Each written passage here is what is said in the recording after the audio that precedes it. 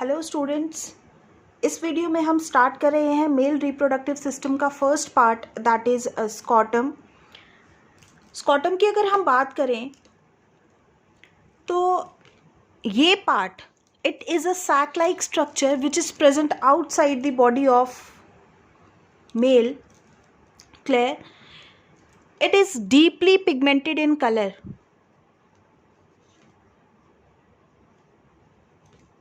Deeply pigmented in colour और slightly dark in colour.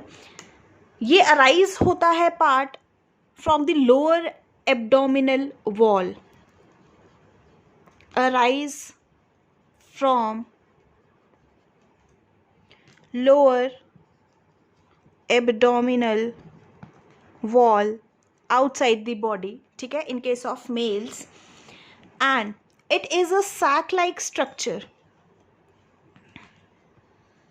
It is a sac like structure which is formed by loose muscles, ठीक है।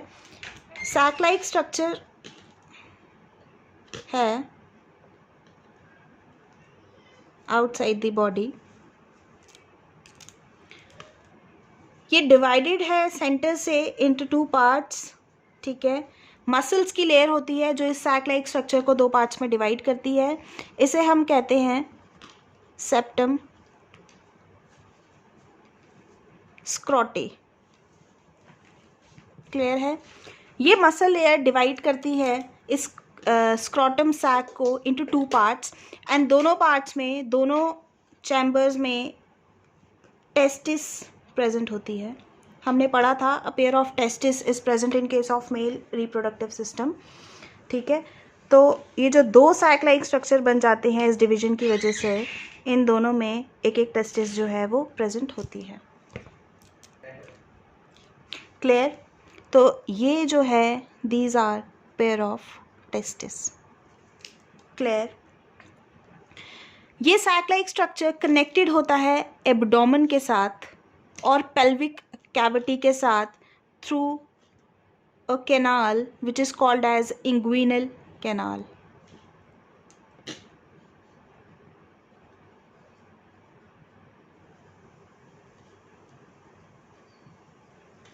Clear? And these sacs are called as scrotal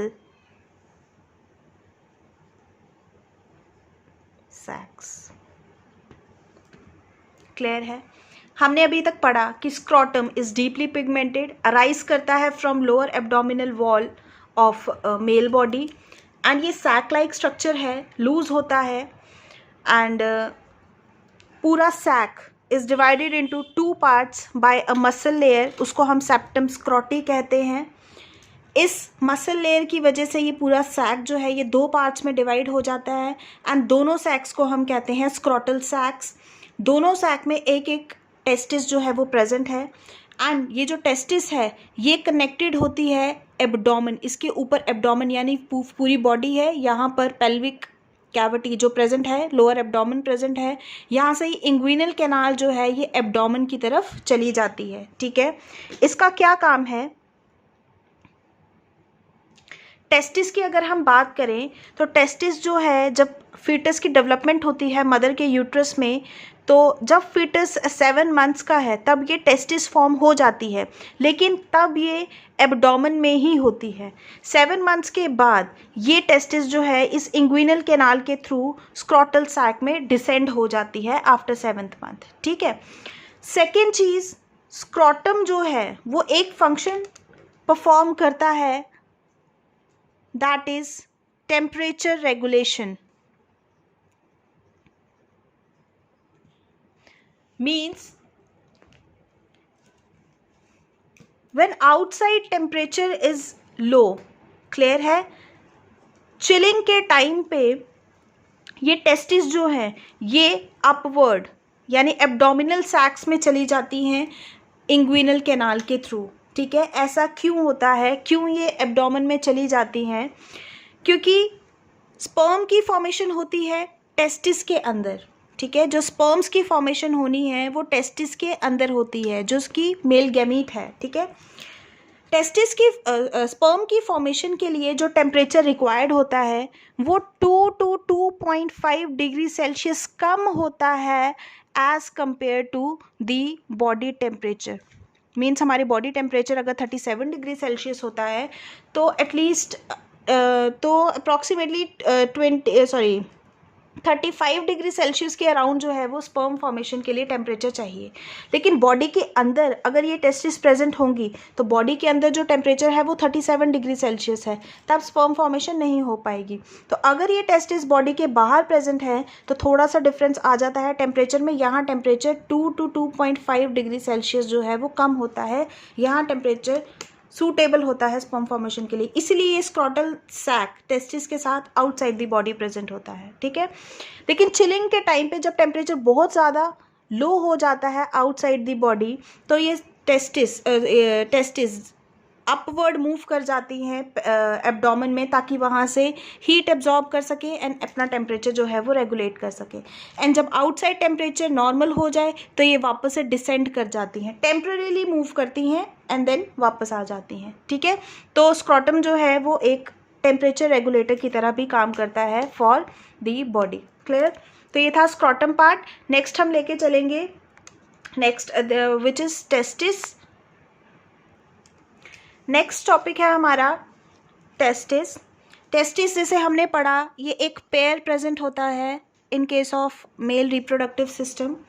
testis की बात करें तो ये soft होती हैं टेक्सचर में, pinkish in colour, oval in shape. Size की बात करें तो ये 4 to 5 सेंटीमीटर लॉन्ग होती हैं, अप्रॉक्सीमेटली 2.5 सेंटीमीटर वाइड होती हैं एंड अप्रॉक्सीमेटली 3 सेंटीमीटर थिक होती हैं। ये डायमेंशंस हैं। स्क्रॉटम सैक में प्रेजेंट होती है, जैसे हमने पहले भी पढ़ा। ये स्क्रॉटल सैक है, स्क्रॉटम है, ये स्क्रॉटल सैक्स हैं एंड दोनों सैक्स में एक एक टेस्टिस जो है वो प्रेजेंट होती है एंड सस्पेंडेड होती है टेस्टिस स्क्रॉटल सैक में through a cord which is called as spermatic cord, जिसके थ्रू स्पर्म्स जो है वो ट्रैवल करते हैं। क्लियर? स्पर्मेटिक कॉर्ड्स एंड ये हैं टेस्टिस जो कि प्रेजेंट हैं स्क्रॉटल सैक्स में। क्लियर? अब आता है इसका सेक्शन जिससे हमें इसका इंटरनल स्ट्रक्चर पता चलेगा टेस्टिस का, वो हम डायग्राम ड्रॉ कर लेते हैं। नेक्स्ट हम स्टार्ट कर रहे हैं टेस्टिस की लॉन्गिट्यूडनल सेक्शन जिससे हमें इसका इंटरनल स्ट्रक्चर पता चलेगा।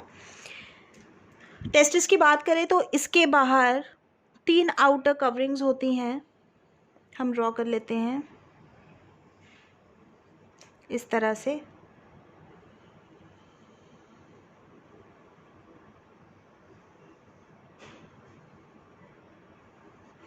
इस तरह से,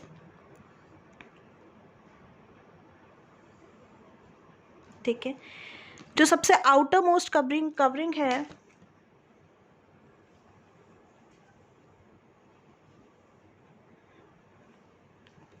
this is called as tunica vaginalis. सबसे आउटर मोस्ट कवरिंग है टेस्टिस की, ट्यूनिका वेजिनालिस। क्लियर? इसके अंदर जो सेकेंड लेयर है टेस्टिस की, this is called as tunica albuginea.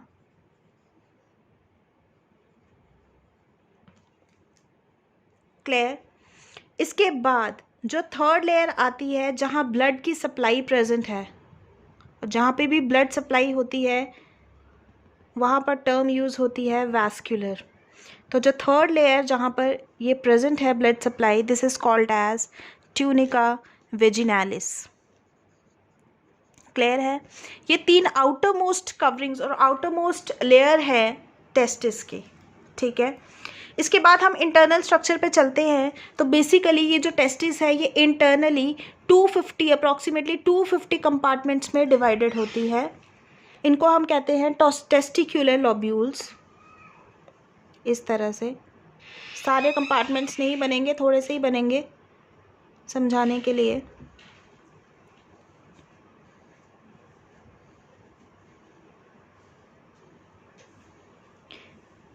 इन्हें हम कहते हैं टेस्टिक्युलर लोब्यूल्स।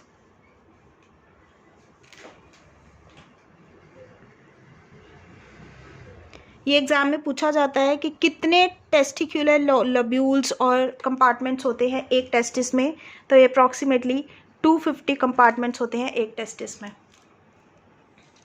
क्लियर है? 250 लोब्यूल्स होते हैं एक टेस्टिस में। यहाँ पे करेक्शन कर लेंगे, ट्यूनिका वैस्कुलरिस, जैसे मैंने आपको बताया, लिख गलत दिया मैंने, वैस्कुलरिस। ठीक है, वैस्कुलर यानी ब्लड सप्लाई है यहाँ पे।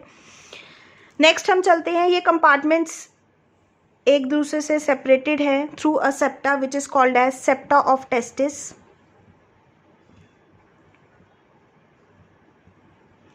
ये डिवाइड करता है टेस्टिस को इंटरनली। ठीक है, इन लोब्यूल्स के बीच में एक ट्यूब लाइक स्ट्रक्चर जो प्रेजेंट है इस तरह से, 2-3 टाइम्स कॉइल्ड होता है। 2-3 ट्यूब लाइक स्ट्रक्चर्स जो हैं वो हर एक कंपार्टमेंट में यहाँ पे प्रेजेंट होंगे इस तरह से। ठीक है, और बाहर जाके एक दूसरे के साथ कनेक्ट हो जाते हैं एंड नेटवर्क लाइक स्ट्रक्चर बना देते हैं। यहाँ एक नेटवर्क लाइक स्ट्रक्चर हमें दिखेगा इस तरह से। ठीक है, तो लोब्यूल्स के बीच में जो आपको ये ट्यूब लाइक स्ट्रक्चर दिख रहा है, यही मेन पार्ट है which is called as seminiferous tubule. Seminiferous tubules, यहीं पर होती है स्पर्म फॉर्मेशन। यही सबसे इंपॉर्टेंट पार्ट है, एंट्रेंस में पूछते हैं। देन उसके बाद यहाँ पर ये जो नेटवर्क लाइक स्ट्रक्चर बना है, this is called as rete testis. Clear? ये कंबाइन हो जाता है एंड 2-3 कॉमन ट्यूब्स बना देता है। इसको हम कहते हैं, ये कॉमन ट्यूब लाइक स्ट्रक्चर्स जो यहाँ पे बने हैं, these are called as vasa efferentia.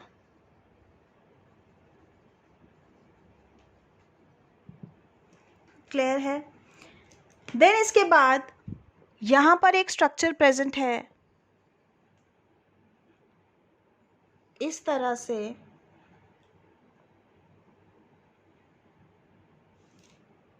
Clear? And ये कैरी करता है इन ट्यूब्यूल्स को यहाँ पर।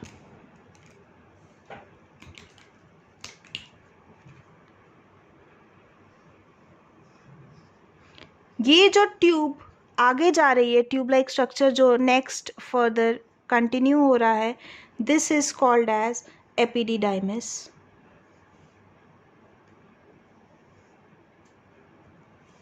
एपिडिडाइमिस को 3 पार्ट्स में डिवाइड किया गया है। सबसे पहले caput epididymis, next is corpus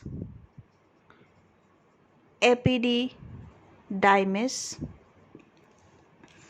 and last is cauda epididymis. Clear? And ये जो एफरेंशिया है ये कंबाइन हो जाती है इसके साथ। क्लियर? स्पर्म की फॉर्मेशन होगी सेमिनिफेरस ट्यूब्यूल्स में एंड रेटिटेस्टी में ट्रैवल करेंगे स्पर्म्स। रेटिटेस्टी से वासा एफरेंशिया में जाएंगे, वहाँ से केपिट एपिडिडाइमिस में जाएंगे, देन उसके बाद कॉर्पस एपिडिडाइमिस में जाएंगे, देन कॉर्डा एपिडिडाइमिस में जाएंगे, देन फर्दर आगे ये जो कॉर्डा एपिडिडाइमिस है ये चली जाती है एब्डोमेन में, एब्डोमेन में चली जाती है। क्लियर? तो ये जो है आपका लॉन्गिट्यूडनल सेक्शन है टेस्टिस का, तो ये आप सबको क्लियर है। इसके बाद हम कंटिन्यू करेंगे एक ट्रांसवर्स सेक्शन टेस्टिस की एंड नेक्स्ट पार्ट्स जो हमारे reproductive system, mail reproductive system के बच गए हैं। क्लियर? Thank you.